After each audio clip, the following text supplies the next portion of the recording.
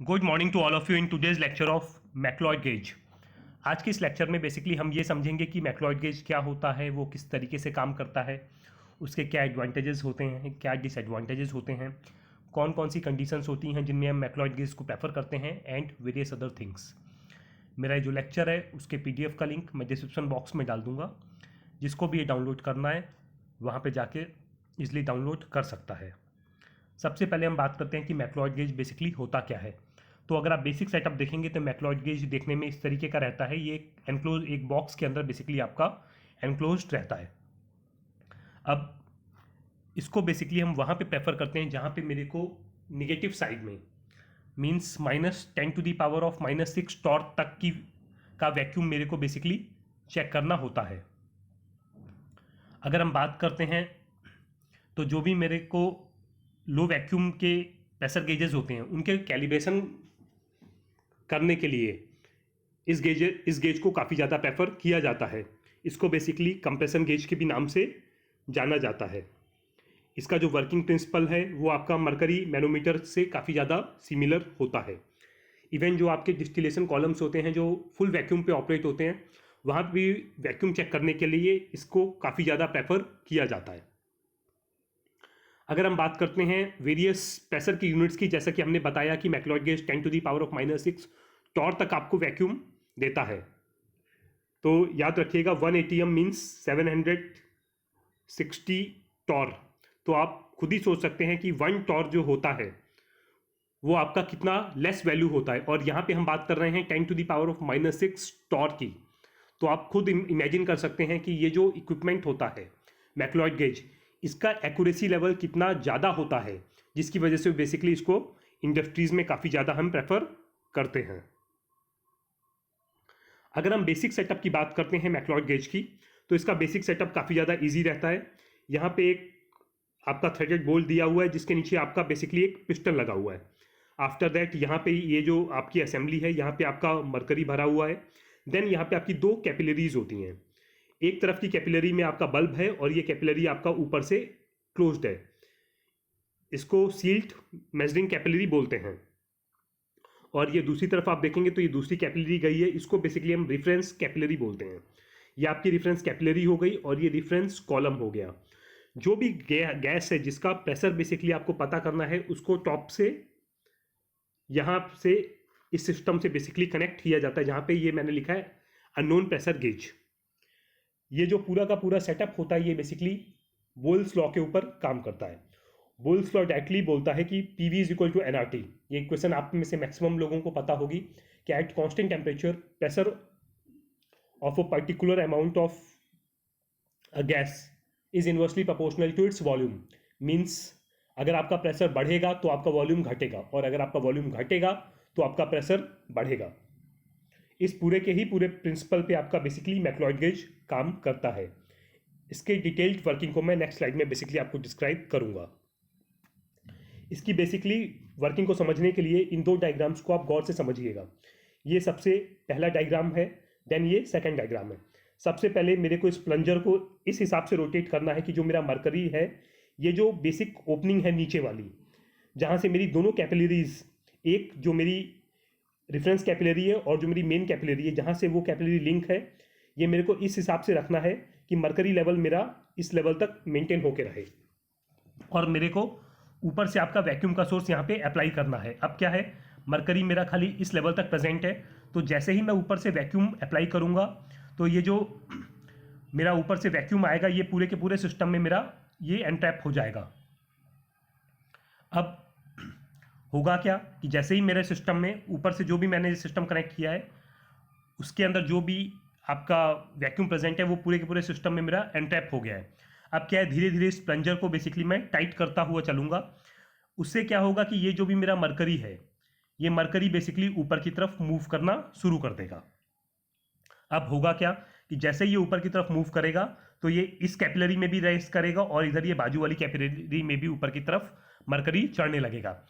ये जो बाजू वाली कैपिलरी है इसमें आपका एक बल्ब दिया हुआ रहता है जिसका वॉल्यूम बेसिकली हमको पता रहता है। अब मरकरी इस वाले कैपिलरी में कम चढ़ेगी और इधर वाले कैपिलरी में ज़्यादा चढ़ेगी, बिकॉज यहाँ पे एक आपका बल्ब भी आ गया है जिसका वॉल्यूम आपका बेसिकली ज़्यादा होता है। इस प्लंजर को मेरे को तब तक नीचे तक मूव करना है जब तक ये जो रिफरेंस कैपिलरी है, इस रिफरेंस कैपिलरी में मरकरी मेरा ये बिल्कुल स्केल के 0 लेवल तक मैच हो जाता है। ये पॉइंट याद रखिएगा। इस प्लंजर को मेरे को नीचे तब तक मूव करना है जब तक ये मरकरी इस लेवल तक मूव करे कि मेरा रिफरेंस कैपिलरी में मरकरी का लेवल बिल्कुल 0 लेवल तक मैच हो जाना चाहिए। और यहाँ पे जितना भी आपका जो सामने वाली कैपिलरी है, रिफरेंस कैपिलरी के सामने वाली, इसमें जितना भी मेरा मरकरी ऊपर तक जाएगा वो जाएगा, उससे आपको लेना देना नहीं है। आपको मेन है कि रिफरेंस कैपिलरी में ये 0 लेवल तक जाना चाहिए। अब आपके दिमाग में बेसिकली ये आ रहा होगा कि इससे हम प्रेशर बेसिकली मेजर कैसे करेंगे। अब हम बात करते हैं P, जो मेरा अननोन प्रेशर है या फिर आप वैक्यूम बोल सकते हैं। V हो गया मेरा वॉल्यूम ऑफ बल्ब, मींस जब मैंने यहाँ पे अपना वैक्यूम का सोर्स कनेक्ट किया था तो उसका प्रेशर या फिर वैक्यूम और ये बल्ब का वॉल्यूम, ये दोनों चीज़ें मेरे को उस टाइम पता थी। अब फाइनली जब मैंने इसको नीचे की तरफ मूव किया तब ये वाला जो रीजन है, यहाँ पे जो भी मेरे एनटैप्ड एयर है वो इस रीजन के अंदर बेसिकली आ जाती है। अब क्या होगा कि वो बेसिकली यहाँ पे मरकरी की वजह से कंप्रेस हो गई है। अब कंप्रेस होने की वजह से क्या रहेगा, उसका जो फाइनल प्रेशर है और जो फाइनल वॉल्यूम है वो बेसिकली चेंज हो जाएंगे। अब फाइनल जो प्रेशर है आफ्टर कंप्रेशन उसको मान लीजिए मैं पीसी मानता हूँ, और जो फाइनल वॉल्यूम है आफ्टर कंप्रेशन उसको मैं वीसी मानता हूँ। तो फाइनल वॉल्यूम बेसिकली मैं इजिली कैलकुलेट कर सकता हूँ, that is AC into H. AC हो जाएगा मेरा area of this capillary into height, means कितने हाइट तक इसमें बेसिकली जो मेरी एयर है वो अब मेरी प्रेजेंट है। सो वॉल्यूम आप इजिली फाइंड आउट कर सकते हैं। और अगर मैं बॉल्स लॉ अप्लाई करता हूं तो PV means pressure into volume is equal to final pressure PC into VC, pressure of capillary into volume of this final volume after compression. अब अगर मैं बात करता हूं ये H, जो ये H है, इस H की वैल्यू होगी basically pressure in capillary minus applied pressure. So यहां से मेरे को H की भी वैल्यू मिल गई। इस वैल्यू को जैसे ही मैं इक्वेशन नंबर 1 में पुटअप करता हूं, so PV is equal to PC। PC की वैल्यू हो जाएगी मेरी H प्लस P, ये मैंने यहां पे पुटअप कर दिया। और जो आपका VC रहेगा, VC की वैल्यू मैंने इक्वेशन 3 से ले लिया, that is AC into H. So यहां से मैं कैलकुलेट करूंगा तो प्रेशर की वैल्यू मेरी निकल के आएगी AC into H square upon VC minus AC into H, जहां पे अगर वॉल्यूम मेरा ज़्यादा है आपका बल्ब का तो मेरा AC इंटू एच का फैक्टर बेसिकली नेग्लेक्ट हो जाएगा। मीन्स मैं जो भी फाइनल प्रेशर सिस्टम में प्रेजेंट था वो मैं इजिली कैलकुलेट कर सकता हूँ। This pressure is coming as AC into H square upon V। यहाँ पे जो आपकी रीडिंग्स दी रहती हैं वो बेसिकली आपकी प्रेशर की रीडिंग्स होती हैं।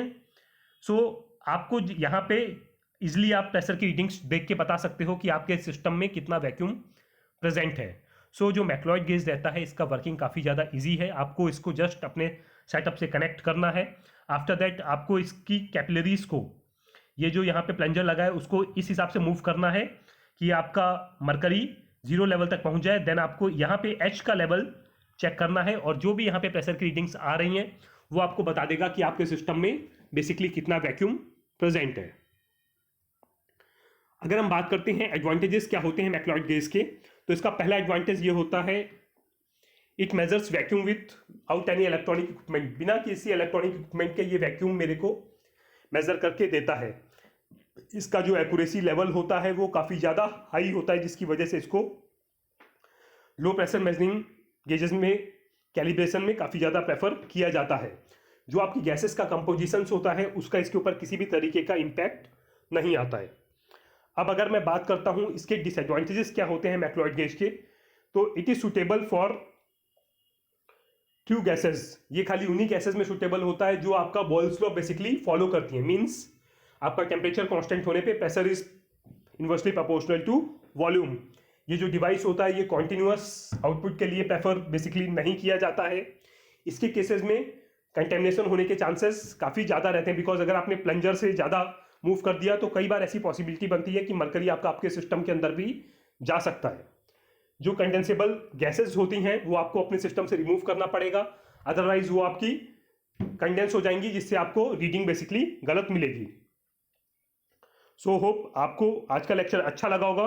नेक्स्ट लेक्चर में I will be back with a new topic. Till then goodbye and have a nice day.